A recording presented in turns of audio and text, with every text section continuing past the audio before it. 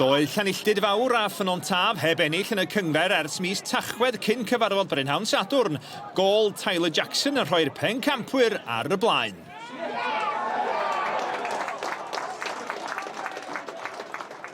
Cwta 5 munud barodd y fantais cyn i Ian Martin sy'n ioni'r sgôr.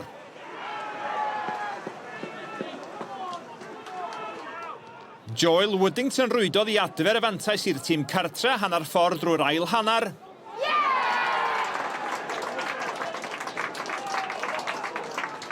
Ond 2 funud yn unig barodd y fantais y tro hwn cyn i Martin sgorio i ail yn y gêm. Y tîm a felly yn rhannu'r pwyntiau.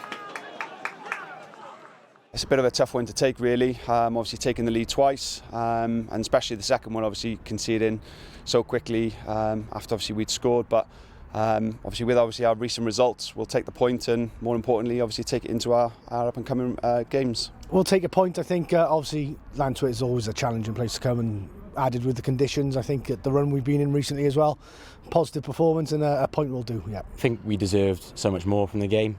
We created the better chances. Second half, it was one-way traffic. I think if we had 5 more minutes, I think we would have easily scored 1, if not 2. Always have to get on the score sheet, but obviously only a draw today. So yeah, we're obviously hoping for 3 points, but we'll take the point away from home.